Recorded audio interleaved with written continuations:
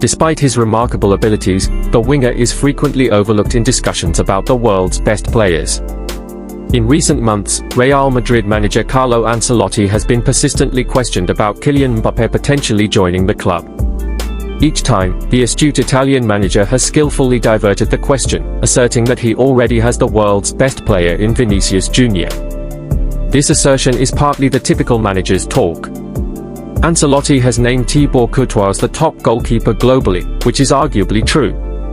He has also claimed that he has the next best players in Jude Bellingham, Rodrygo, Federico Valverde, Eduardo Camavinga, and Toni Kroos.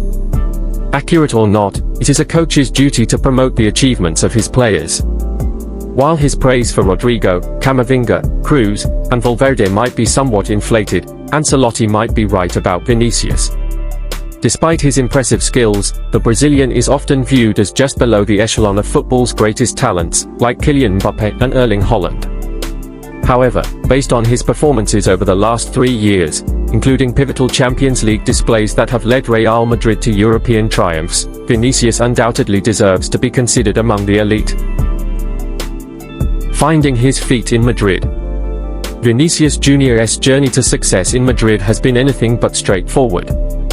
For a significant period, he was known as the talented player who couldn't quite put it all together. Thrust into the Madrid first team perhaps prematurely, the winger made numerous errors in crucial situations and gained an unfortunate reputation for missing key chances.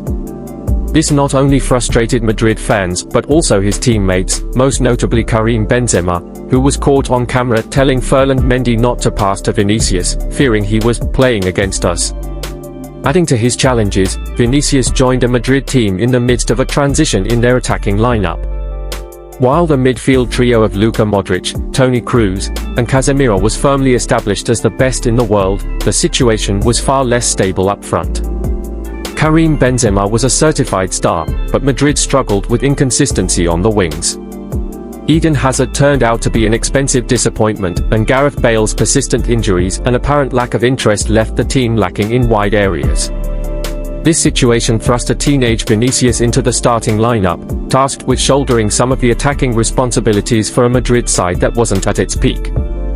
His 6 goals and 4 assists in La Liga over his first 2 seasons in the Spanish capital did little to boost confidence.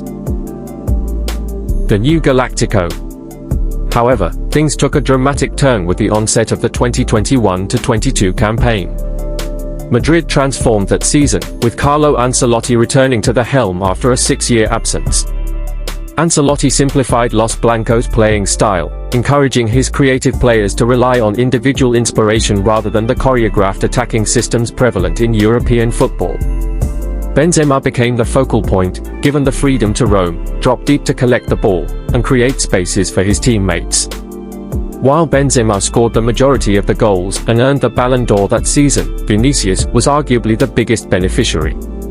Freed from his confines on the left wing, the Brazilian roamed all over the pitch, encouraged to take on defenders or run in behind them. His understanding with Benzema, the same player who had once questioned his abilities, evolved into a near-telepathic connection. Vinicius' statistics spoke volumes: 17 goals in La Liga, 4 in the Champions League, and 16 assists across all competitions.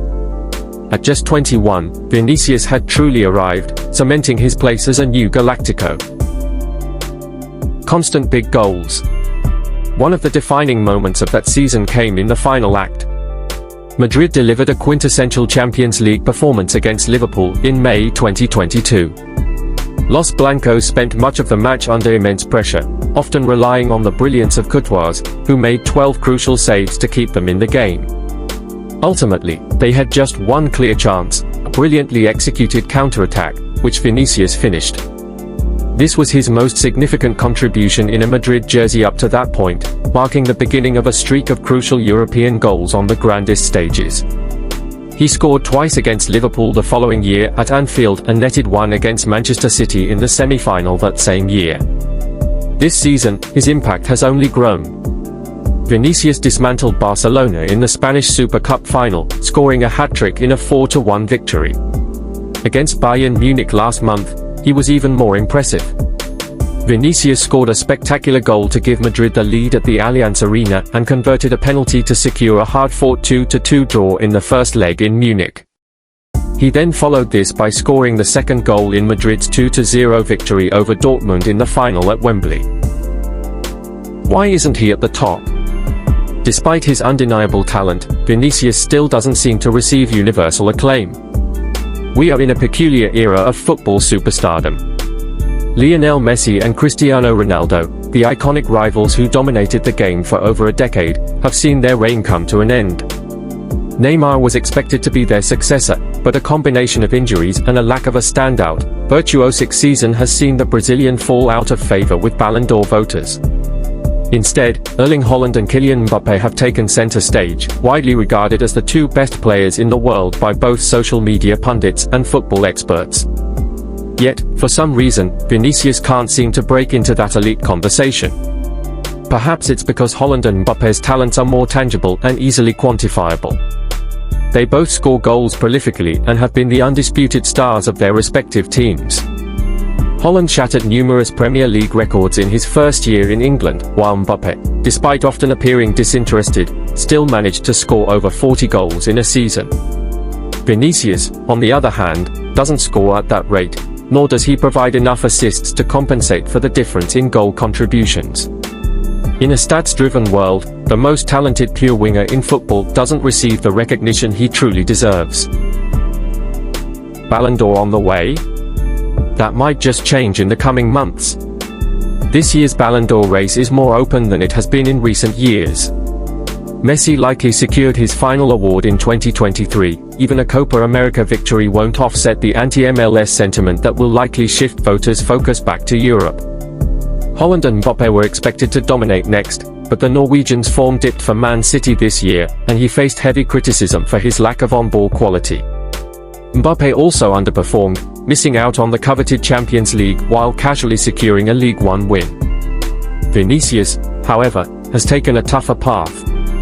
Despite Madrid's dominance in La Liga, the Brazilian has consistently delivered in European competition. While Bellingham will certainly be a contender for the award, especially if he leads England to Euro 2024 glory, this seems like Vinicius' best chance yet to claim a Ballon d'Or. Regardless, there will be more opportunities ahead. Vinicius is still approaching his prime, and with a long-term contract keeping him in the Spanish capital, he will likely spend his best years playing for a world-class team expected to compete for every major title. Ancelotti might have been right in claiming that Vinicius is the best player in the world. The exciting part is that the Brazilian is only getting better.